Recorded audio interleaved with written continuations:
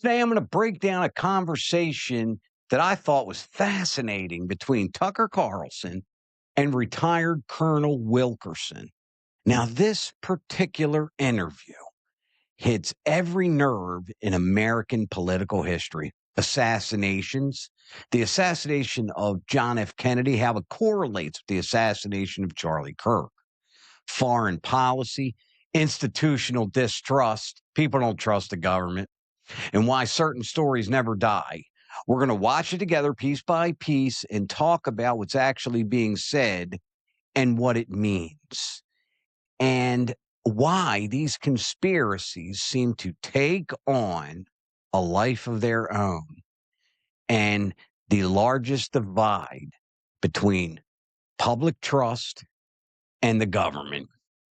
Welcome to the Joe Rossano Show.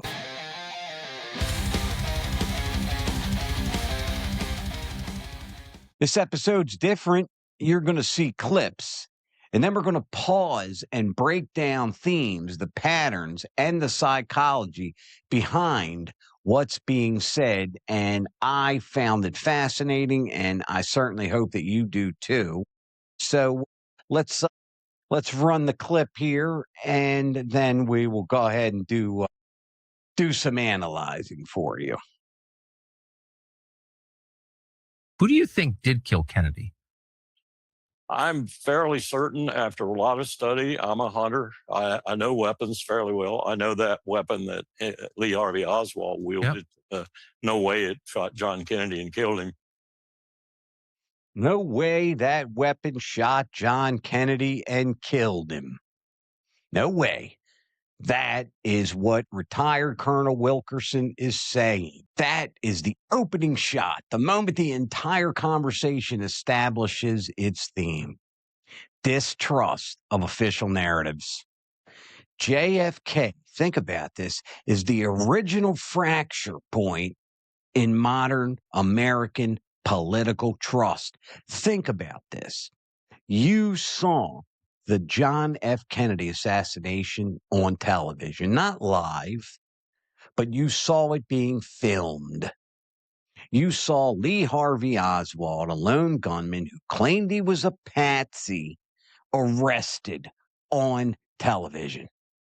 Now, whether people believe the official story or not, that is where the first piece of American skepticism began. The John F. Kennedy assassination. So let's continue on. I don't even think he could hit him from there. You know, the FBI guy, the expert, tried with that very weapon 3 times to simulate the Zapruder film intervals and get that many rounds off, even get them off, not just accurately. Yep. And he couldn't do it. Yeah, I think he couldn't do it. An FBI professional marksman couldn't do it. Now think about this. Anybody who has seen, and I can't imagine anybody who hasn't, the footage of the JFK assassination was a lone gunman on the 6th floor of a book depository in Texas, in Dallas, a bolt-action rifle scoring a headshot and a neck shot. And one bullet even went into the governor of Texas. Here's where the argument shifts, okay, from suspicion to mechanics. All right, because see, people love technical explanations because they feel objective. But the real story is emotional. The sense that the official version doesn't add up. This is the very first time that you could see on television and in the media how America did not trust the story given by their government. This doubt becomes a certainty for a lot of people. Let us continue on. I think it was a combination of CIA, Mafia, and probably Pentagon. And I don't mean organizationally, but I mean dissenters in all 3 of those groups. And the motive would be what? They thought, especially with what he had done with regard to with regard to Cuba in October of '62, and then the speech in June 10th, I think, of 1963 at American University, that he was serious. He was serious, and his brother was serious with regard to the mafia and policing it up. But Kennedy himself. So, what do we have here? Now, this is a coalition theory.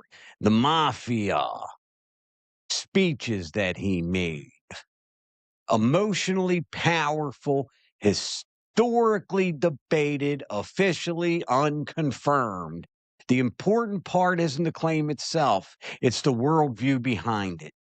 Now we have all kinds of players surrounding the assassination of JFK.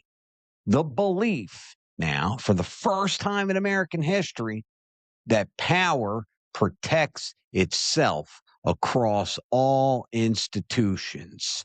And with that being said, let's continue on with this fascinating interview. Tucker Carlson did a very good job. The president was serious about seeking first rapprochement with the Soviet Union. Cuba had really, and Berlin too. Berlin was a more serious crisis in the hot summer of '61 than Cuba was. Cuba was 13 days packed into, dynamism and the UN and everything else. And we thought it was serious. Well, Berlin was strategic for the Russians. If the GDR disappeared, and it was disappearing at about 10,000 citizens a week, think of that for a minute. We helped them build the wall. We actually helped them build that wall. When I say helped, I mean our tanks, our machine guns oversaw the parties building the wall to prevent anyone from interfering with them. We let them build the wall because that was the only way to stanch that flow out of the GDR, East Germany. And that was strategic for the Russians. So that was a much more serious crisis. But he'd gone through both of those. And he knew how close we'd come to an exchange of nuclear weapons, and he wanted an end to that. And they thought this was ephemeral wishes and even dangerous wishes. They thought that the Soviets would pull a trick on us, all the things you usually throw out there when you don't trust your enemy. And they were willing to take him out in order to prevent that from happening. And they were mad at him. They were willing to take him out to prevent what from happening? Peace from happening. This is the dangerous peace argument. The idea that JFK's push to de-escalate the Cold War, it scared insiders. Whether historically accurate or not, it taps into a deep American belief that peace can threaten power more than conflict. Can you imagine that? Think about this. Again, this is 1963. This is when men went to ball games wearing suits and ties, where they shot pool, went bowling wearing ties. Young ladies went to school in long dresses. People wore fedoras still. And they saw their president assassinated, and then the arrest of Lee Harvey Oswald. Right there in real time. So again, let's continue on with Tucker and Colonel Wilkerson. For the Bay of Pigs. Where do you think Jack Ruby came from? They found him somewhere. I was at Baylor University at that time, and I remember when the announcement was made, I was absolutely stunned. Me and my roommate could barely talk for about a half an hour. The president's just been shot, not too far from us. We were in Waco. And then we were on the TV, and we watched this guy walk up to Ruby and shoot him right there. And we, at that moment, Bob and I said to ourselves, this stinks. This really stinks. I'll bet it did. I'm sure it did. That, folks, right there, stop, is one of the most surreal moments in American history.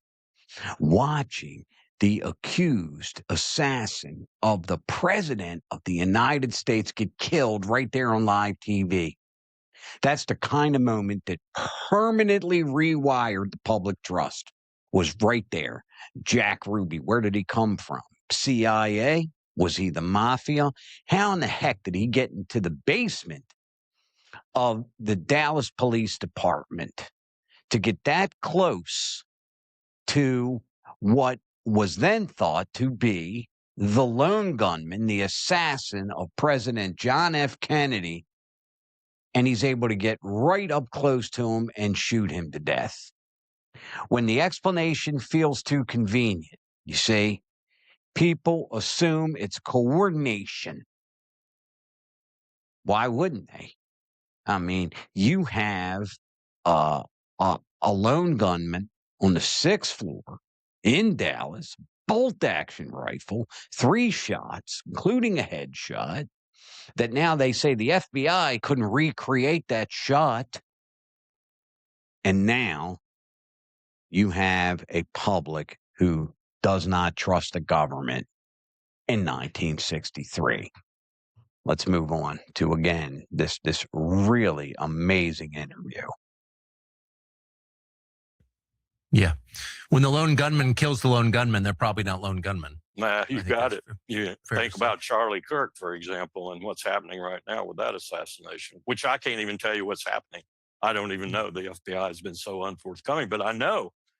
I told you, I'm a weapons guy. That did not happen the way they're saying it happened. And I doubt very seriously if that guy stuck a 30-06 down his pants leg and walked away. Did he stick his 30-06 rifle, as the colonel said, and walk away? Now the conversation shifts from history to a pattern of recognition. He's not saying the events are identical. He's saying they feel similar. So you have a retired colonel, United States military, who was alive during the Kennedy assassination, was in college, he was an adult at the time, watches Lee Harvey Oswald assassinated by Jack Ruby in real time on black and white television. This is how people connect past trauma to present events. It's psychological. It is not forensic. And many people look at Tyler Robinson, look at Lee Harvey Oswald, and they draw similarities. How can you not? And again, here come the conspiracies. Why? Because, dramatic pause, the people do not trust the government. Let's continue on. It's, yeah. I mean, I think it's pretty clear that the investigation into that has not been as full as Charlie's family and the rest of us deserve. I mean, there's no question. So what do you think? I mean, President Trump didn't explain really why he began this war, other than to say Iran can't have a nuke, which is not an adequate explanation. What do you think the real motive was in starting a war with Iran? I think that New York Times piece, as much as I hate to praise the great lady these days, was probably fairly accurate. I think most of his advisors, the principal ones anyway, were saying no or, arguing negatively. And Netanyahu persuaded him to do it. Now, why did he listen to Netanyahu when everyone else, the ants, probably everyone but Hegseth, was at least somewhat opposed, if not strongly opposed, which I'm told with some reliable information that Kane was the chairman of the Joint Chiefs of Staff and others in the military.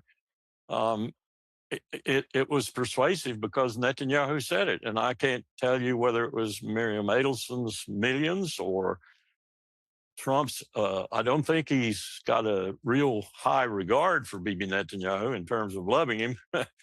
But something there indicated to him that he needed to go against all of his advisors and follow Netanyahu's recommended course of action, which, of course, I think is disastrous. No. President Trump ignores all of his advisors and listens to Bibi. Now, he's referencing a New York Times report, not presenting evidence. However, the bigger theme here is influence.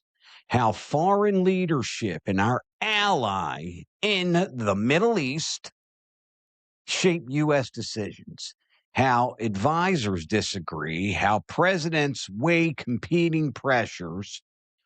This is a geopolitical conversation wrapped up in a personal anecdote, in my opinion, anyway. Again, this is what the claim is, that there were many Republicans and his advisors in his own cabinet that opposed full on action in Iran. And some say that the leader of our biggest ally in the Middle East talked him into it. That is what they claim. So, with that being said, folks, let's continue on here. Does America's relationship with Israel change after this is over? I don't see how it can remain the same. With a new president who's got to pick up on what's happening with the American people, not least of which caused by Charlie Kirk. Yeah. What's happening with American people, even in the core of MAGA, under 40 in particular, and under 20 on college campuses and things like that, generally, is don't like Israel, period. Even I could use a stronger word than don't like. He could use a stronger word than don't like, because he is absolutely correct. He is absolutely correct. There is now strong consensus that the American people just don't like that ally like they used to. He could use stronger words than don't like. This is where the conversation moves from events to trends. He's talking about generational shift. Everything was Judeo-Christian. And polling does show younger Americans view foreign policy much differently. You don't have to agree with him, but if you analyze the trend, he's absolutely right. There is a lot of disdain for this particular ally than there used to be. And at least in my generation anyway. So let's continue on. If you go back and you look at any of the empires of old, but particularly the Eastern and Western Roman Empire, the Eastern figured it out by the time it came the Byzantine Empire, and Constantinople turned around on the then ruling entity's adaptation of Christianity and mellowed out a little bit. That famous period there probably extended their life by years, if not decades and generations. If you look at those people at the head of those groups, whether it's like Mary Beard's new book, The 12 Caesars, Suetonius's 12 Caesars, between Julius crossing the Rubicon and walking decidedly into assassination, even though he was warned multiple times, should have known, walks into the Senate, he's assassinated, and then Octavian and the Civil War start, and then Octavian becomes Augustus and consolidates the empire, and the Roman Republic is gone, totally gone. And you look at the period that she writes about, those 12 Caesars, roughly between Julius Caesar and Suetonius. We've turned in, think about this, we've turned in to the Western Roman Empire. What do you think of that? Every generation thinks it's Rome. When institutions feel shaky, people reach for historical analogies, as you saw the Colonel just do there. The real question isn't whether America is Rome. It's why decline narratives resonate so deeply. That's the psychology behind, I believe, that section. Now, again, every time the empires, the Roman Empire, the Persian Empire, the British Empire, I think everyone remembers that one. Germany did the best they could to have an empire, the American empire. Now, all other empires have fallen. I'm not saying that's going to happen in our lifetime, but when the people completely distrust the government is when it starts. What do we learn? This conversation isn't really about JFK, Charlie Kirk, Iran, or our allies in the Middle East. It's about trust. It's about how Americans interpret power. It's about why certain stories refuse to die. JFK is 1963.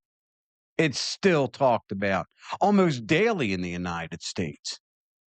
It's about patterns we see, or we think we see in the world around us. As always, my dearest friends and fellow Americans, I graciously appreciate you hanging out with Joe Rossano. Please, again, click that subscribe button, like, share, comment, click the notification bell for all latest episodes of The Joe Rossano Show. Please get out there and adopt yourself a pet. God bless you, my dearest friends and fellow Americans. We'll see you next time.